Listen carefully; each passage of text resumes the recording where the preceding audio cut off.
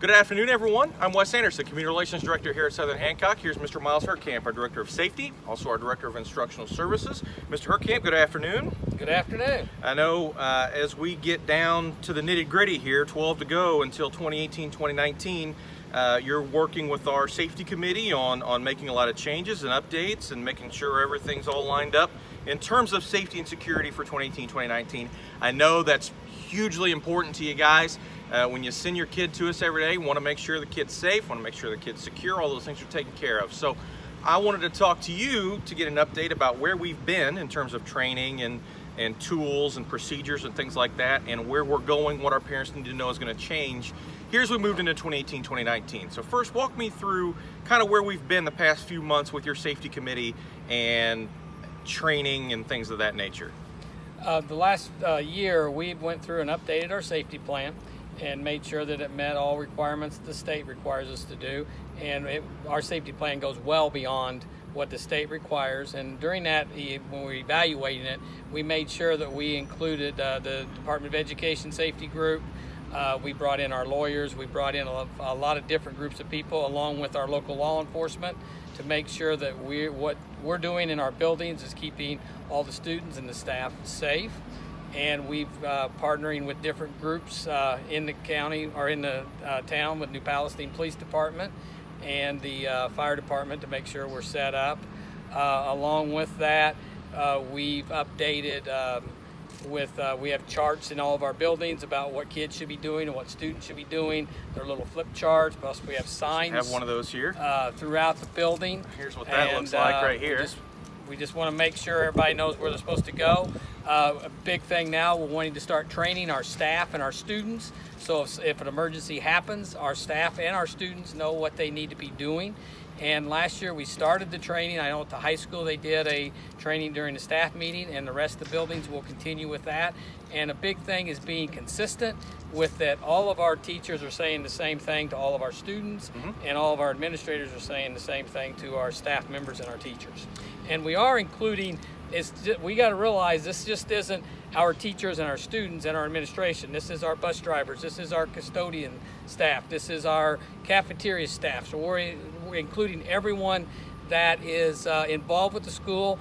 We also are working with our after school and before school YMCA program. We have a member from YMCA that's on our safety committee, so we make sure they're involved in it. So when your child is with us after school, they're going through the same safety procedures. So talk a little bit more about the safety committee. You're the chair of the district safety committee as the safety director. I'm a member of the safety committee. Kind of talk me through a general day in the committee, what we're talking about, what decisions we're making, and how that shapes what we do as a district.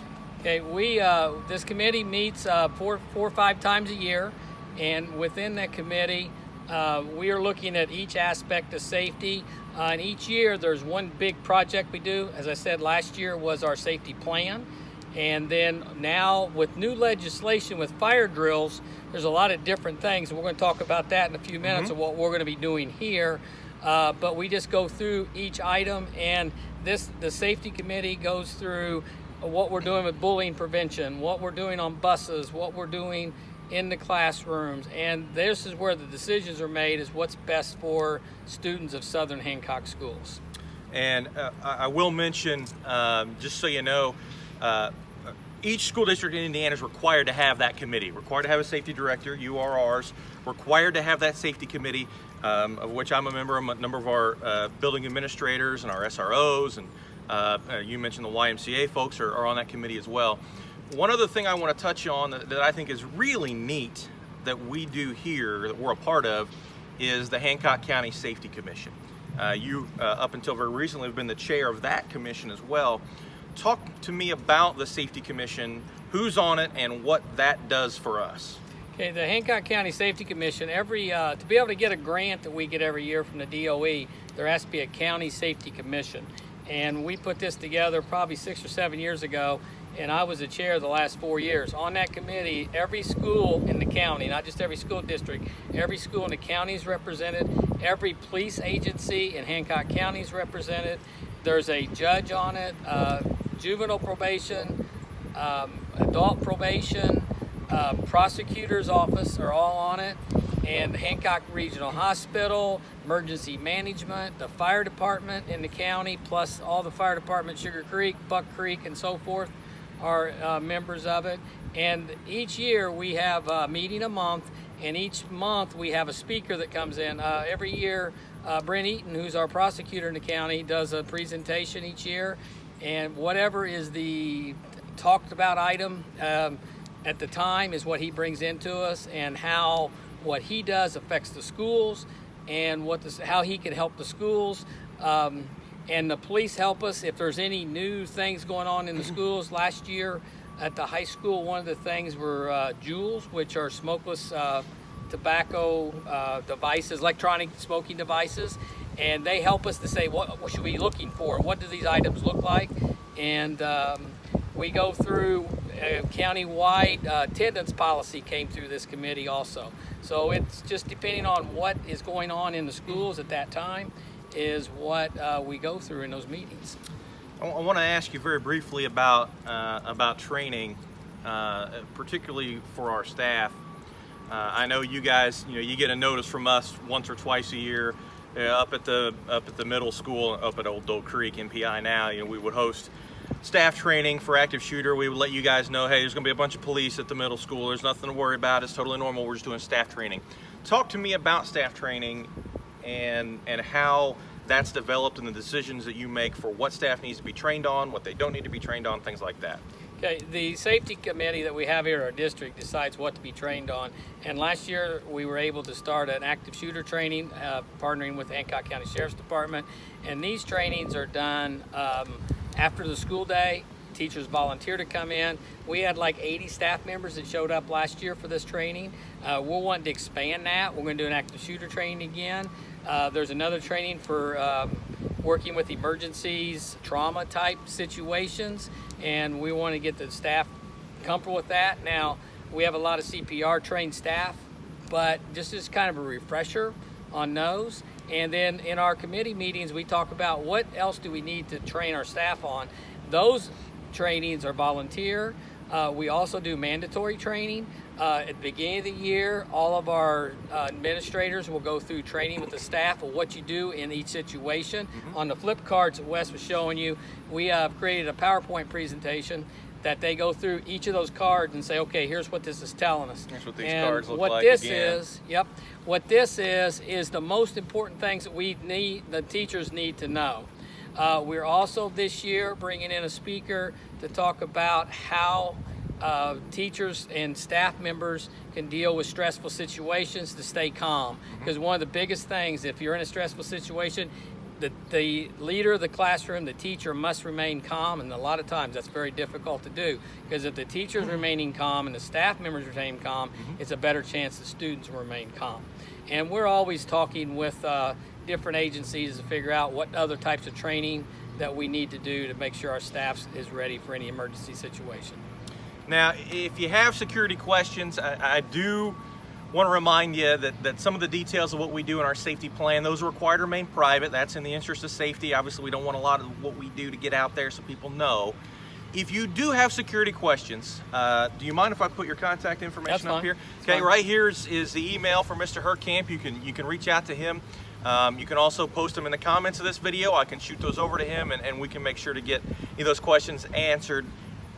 Again, if there's ultra specific, what are your policy on this? How do you handle this? Probably can't be really forthcoming with the information on that. So now what I want to do is talk about some of the things that are changing here as we move into 2018, 2019. So we're staying out in front of NPE here, so let's go move over there. I want to talk about the visitor process and all that stuff. So let's go head over there. We'll be right back. Okay, Mr. Hercamp, so we're now in the right by the front door of New Palestine Elementary, and so at every one of our buildings now, hadn't been the case previously, but now the high school has one of these as well, so every building in the district has this.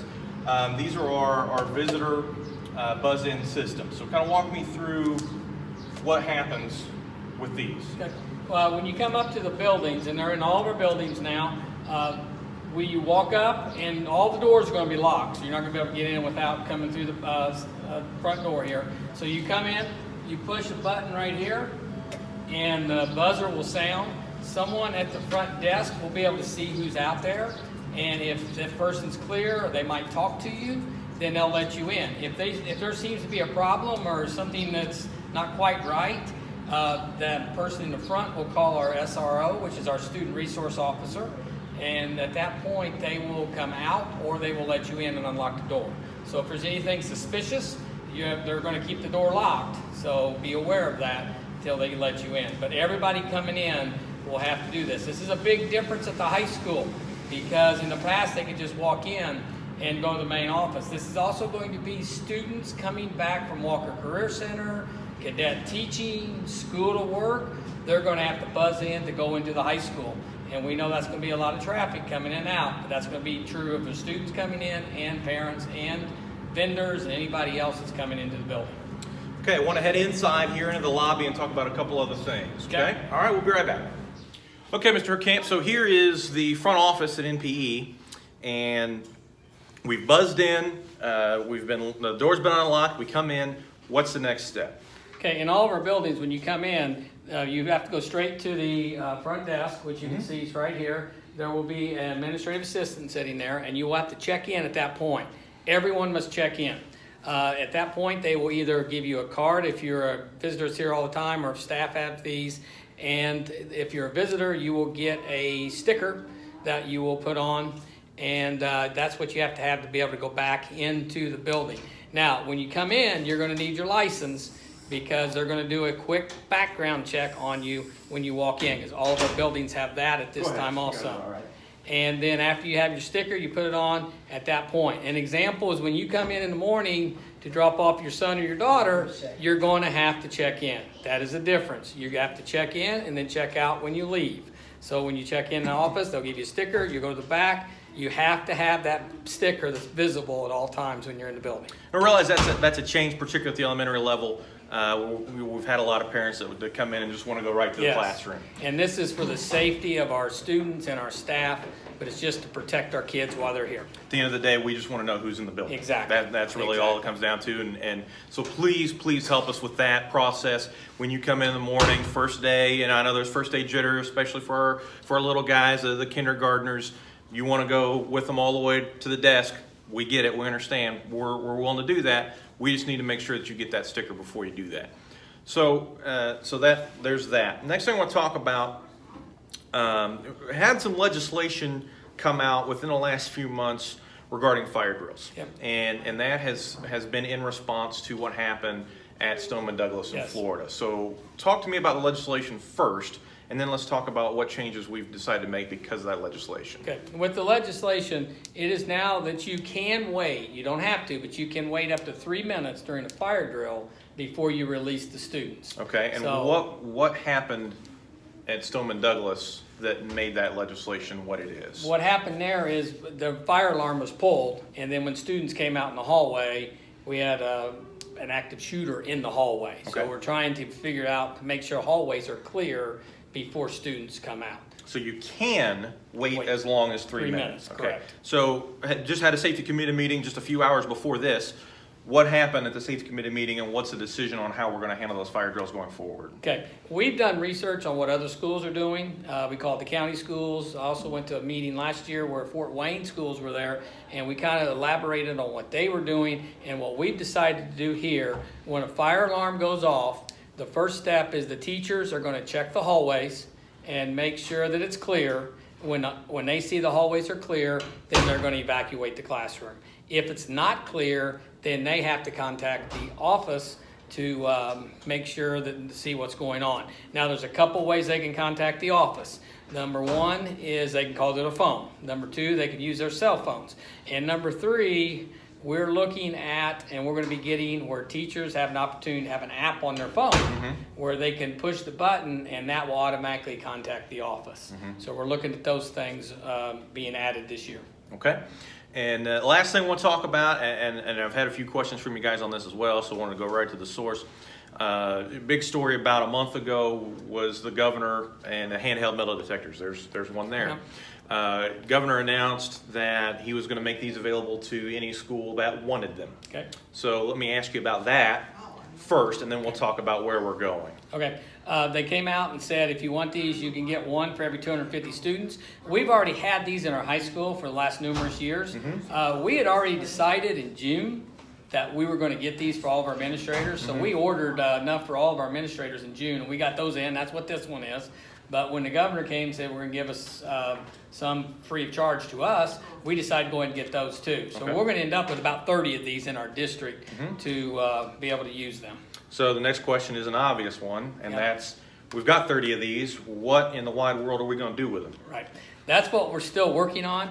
We have contacted our law firm that we work with. They're doing an analysis of what's going on and rules and regulations, when we can use these, when we can't use them. So we're waiting for an analysis back from our lawyer, which we're supposed to get that back by the end of the week. And then the superintendent, Dr. Lantrip, and I will sit down and kind of go through with Wes and our safety committee and say, okay, how are we going to best use these? We are still creating that plan, but we have to have a plan in place on how we're going to use them.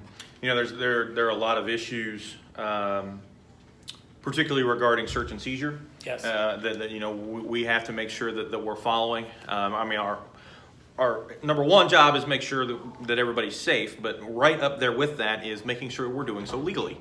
So as our legal counsel is taking a look at those things, we'll all sit down together and formulate a plan for how to do those. I know that's kind of one of those things I know you guys want to know, you know, exactly what we're doing with those sort of stuff, but that's part of that safety plan that probably is not going to be made public in how those are used, what situations, and what situations they're not used. So that's it on the detectors. Anything else new coming for 2018, 2019? Nothing. Our biggest concern is just making sure our kids are safe and our staff's safe. Kids should be able to come to school and feel safe. We want our kids to feel safe when they're here, and we want parents to be comfortable that they're going to be safe here. You and I are going to be sitting down here kind of once we get into the school year. We're going to sit down and do another one of these that's going to kind of be question driven. So if you guys do have those security questions, again, you can send those to him. I'll put his email back up there here for just a few seconds, and then I will swap it out and put my email up here as well. You can contact either of us. I'll also take those in the comments below this. So thank you guys for watching very much. We appreciate it. We know security is important to you. We want to get you an update on that, and we will see you real soon.